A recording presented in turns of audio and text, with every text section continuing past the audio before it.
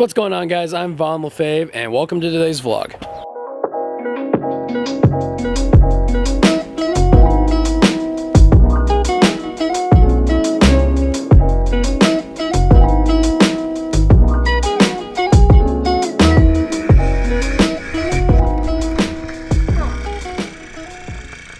So in case you guys don't know who I am LaFave. I am a teenage analog film photographer that lives in Wyoming. So if you guys follow me on Instagram, which every single one of you guys should do, if you haven't, links can be down below. My bio says film or cars, cameras, motorcycles, what else can you ask for? And that is true. That is the trifecta of my life. My life revolves around cars, cameras, and motorcycles. So speaking of motorcycles, I figured I would take you guys along today and show you what I do in my daily life. Instead of just do a photography video, I'm going to show you guys cars, cameras, and motorcycles. I just got out of college, the semester ended yesterday, so it is the first day of summer vacation, and I have a lot planned today, and I plan on, taking you guys along in vlog form. So the objective and agenda for today is motorcycle. This is my 2015 Harley Davidson Cafe Street 500. One of my favorite motorcycles I've ever owned. It's fast, it's loudish, I got a couple mods. But taken to the dealership because if you look right here, so if you guys look, right here, so if you guys look, the blinker wire is severed, so my right blinker doesn't work, my left one still, my back right still works. So we're gonna go drop that off, and then we're gonna go work on my second gen Camaro. If you guys have been following me on Instagram, you notice I have a lot of photos of a 1978 silver Camaro. I bought it when I was 17. I'm fixing it up currently. I have a car meet on Friday, actually, that I want to get to. It is currently Wednesday, and I have almost the entire dash out of the car. I have the new dash pad in. The old one was wavy. You could practically surf on it. It was that bad. So we're actually going to go put that back in and finish putting the door trim back on. And then, of course, we cannot forget the camera aspect of this vlog, which is what I really want to talk about. So if you guys follow me on Instagram, I've recently posted a set of these photos, which I've recently shot on Kodak's Portra 160. The first roll I've actually ever shot.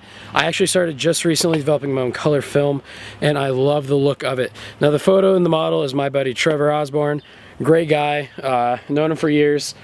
And he hates film. He never really liked or understood my passion and my obsession with film, mostly because it was all black and white beforehand. But I showed him these photos, and the first thing he said was, I'm not going to hate on film ever again. So I want to talk about that, my ideas, and what I kind of want to do in the future with more Portra 100, 400, even 800 speed Kodak film. But let's take this to the dealership, and then we'll head over to my shop and start working on my car.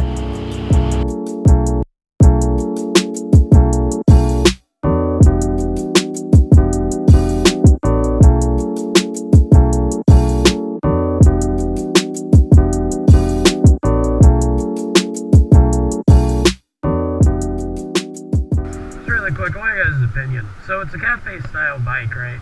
I'm really debating about putting an X on the headlight, like the old Le Mans kind of, derby bikes that they had back in the 60s. I think it'd look kind of cool. I know, like, the most, I don't know, you could say ricer way to do it would just be put electrical tape. I don't know, I mean, I want to do it, just see how it looks. I think it would look mean. But I also just want to kind of get a legit guard for it that looks like the cafe.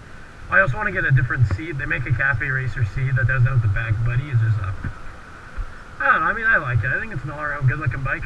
My favorite bike I've ever owned. I've owned about 15 dirt bikes, motorcycles, street bikes.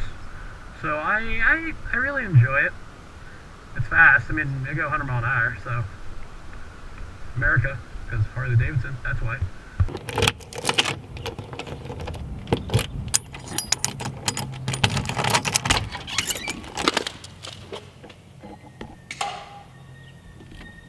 And there it is. So if you guys know anything about race cars, you know that if they sit in the garage for so long, they eventually become a storage box. Just pile stuff on it, basically a table. Granted, there's just car parts. But regardless, it's covered in dust. I actually just put these on. These aren't actually on, they're just sitting there. I was just curious what it would look like. I really like them.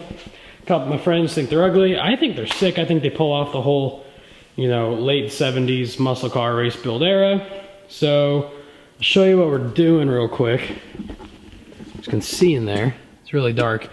This is a new dash pad just put in. The old one was super wavy on top.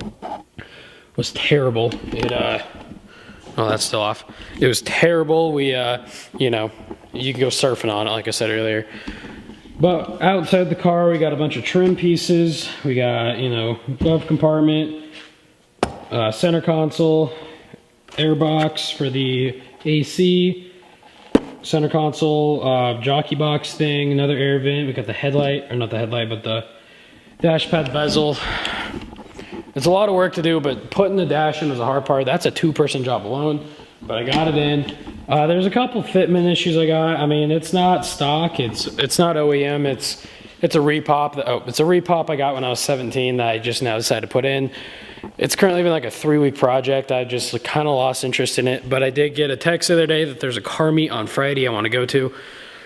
It's Wednesday, so I really need to get it done. I'm just gonna show you guys kind of how to do it, kind of process along with it, and then hopefully get it done in time, go pick up the bike, and then talk about some film, which I really want to talk about that film and show you guys a lot of the examples of them. But regardless, we got a second gen Camaro we got to put away and put together. Start rocking on that. What is going on, guys? It is actually a couple days later.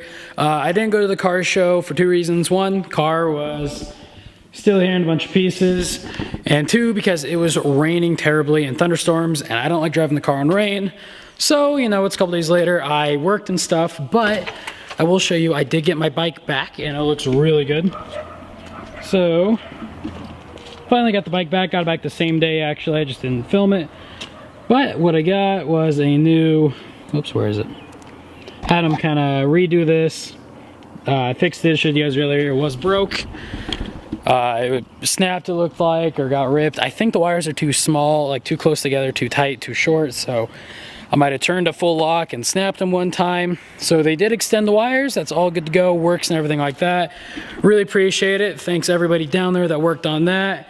But now I decided that I think we're gonna actually sit down and talk about the Portra 160. I really enjoy that film stock. I really liked it. The results I got were amazing, and this is what I like the most about it. So I actually decided we're actually gonna sit down in like a studio environment and actually sit down and talk about it.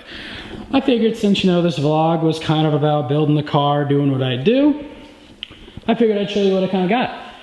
So my dad had actually bought me a bunch of stuff when I graduated high school, studio equipment and all that stuff. And I figured I'd actually put it to use now. I figured that since this is kind of the idea of this vlog is to talk about my car and my daily life, I figured that this kind of would be a sweet little backdrop for a video, for sitting down actually talking about it. Kind of, you know, the car in the shop with, you know, parts on top, because if you don't use the car and you're not driving it, it becomes storage. So we're actually gonna sit down and talk about Portra 160 and developing color film. I'm really excited to talk about this. It is by far my favorite color film I've shot to date. So let's get talking. So we're to the part of the video that I'm super excited for. If you guys haven't picked up yet, I'm LaFave. I'm a film photographer that lives in Wyoming, and I finally shot a roll of Kodak's Portra 160. So to start things off, I just want to say I loved this film. I mean, the color tones, the skin representation of how accurate it actually gets, the color of somebody's skin are almost spot on, if not right there. I'm really impressed by this film stock. I think the fact that I shot it in medium format, a 6:7 ratio on a Mamiya RB67 did help a lot. I really love this film, and I'm excited to shoot more. I recently ordered 5 more rolls, so I want to make a follow-up video after I get a couple more rolls under my belt and get used to the film itself and be able to like do actual stuff accordance to how the film looks. I just kind of want to go over these images. I got 3 that I absolutely loved. 2 are portraits of my best buddy Trevor, and another one is of some pictures of some sunflowers I found along hiking. The color tones I did tweak a little bit. I mean, I'll show the raw file and then after my edits, and you know, I personally like the edits a little bit more, just add some contrast, and that's really about it. The color film itself is extremely scannable. I thoroughly enjoyed how it got scanned, how it looked, and really just, you know, the whole idea behind Kodak Portra 160. I'm a big Mamiya fan. The RB67 is probably my second favorite camera I've ever shot on of all time. Definitely my first medium format favorite. If you don't know anything about RB67, it is a medium format SLR. So the body is completely modular, which means you can take off film backs, you can change prisms, you can change lenses, you can change almost everything on the camera itself. You know, I think that helps. The medium format itself does help you get a better depth of field. Usually on a 120 format, 6x7 specifically, you get 3 to 4 stops greater depth of field than you would on a typical 35 slide. With that being said, my lens stops all the way down to a 3.8, which means at the wide open, you can get the depth of field of a 1.8, a 1.4 easily. All these images I shot were shot on a 5.6 aperture, which is equivalent to around a 2.0, a 2.8, depending on how you round the math, which is extremely separable. I really like the portraits itself, from the foreground being blurry to the subject being perfectly in focus to just 2, 3, 4 feet away from and behind him is completely gone. Not to mention way down the trail was completely just bokeh out. The camera itself I love taking out into the field. It's known as a portraiture studio camera itself. I like using it as a portraiture camera. I think it's my favorite portrait camera I've ever used. Even if it's out in the field, I don't have any problem carrying it around. It's a little heavy. I mean, just throw it in a backpack, you'll be fine. I've taken it downtown, I've taken it on hikes, I've taken it to birthday parties. I thoroughly love and enjoy shooting this camera all the time. I've taken it to my sister's track events, and I personally had no problem shooting it all the way down at a 60th of a second. Even with that big shutter slap, I didn't get any motion blur that I could personally notice. And I think it's a great camera all around. The weight is limiting, and there's no neck straps you could really put on it. So it is something you're gonna have to carry around bulky like a football, but I love the camera itself, and I think with Portra 160 and color film in itself, I think it, you know, you can't beat the combination if you have an assortment of lenses as well. I only have a 127 f3.8, which I love for portraiture, and I think it teams really good with this Kodak Portra 160. I don't have any other experience shooting color film on medium format. I do have experience shooting it on 35. I shot a lot of Fujifilm Superior 400 when I first started getting into photography about 10 years ago.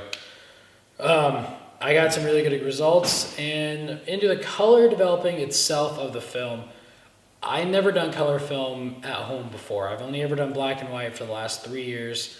I thought color would be extremely hard. I think there's a stigma about how daunting color film could actually be because you have to have the chemicals at a set temperature or it won't work. That is true. It is a little bit more difficult and a little bit more time consuming, but I believe that it works out pretty easily if you have any kind of experience in the past with black and white film. Chemical wise, there's only one more chemical, which is a stabilizer, which, you know, from what I've been told and what I've read online, you don't even have to use. Everyone recommends it. I recommend it myself, but you don't even have to use it. It comes with your kits. So just mix it, store it, use it, don't even worry about it. And it's really hard to mess up stabilizer. So, you know, color film I find is extremely easy to develop. I found Portra 160 an extremely easy film to develop and scan and manipulate. And I thoroughly enjoyed the experience, and I'm really excited to shoot some more. Like I said, I want to make a review video after I get a couple more rolls through my belt. Under my belt, I have 5 rolls on the way, so I'm really excited for that. And really, I love the film itself. I'm super excited to shoot more. I think it's going to be my go-to film to shoot on medium format. I might shoot some more. I did order a roll of Ektar 100 in medium format, and I'm kind of excited to shoot that for more of a landscape deal. But I think the portrait films stuck with my medium format camera are going to be my main portraiture cameras. So I hope you guys really liked that video. I had fun doing it. My take on a vlog, kind of review video itself with, I really like this backdrop I have right here of my car.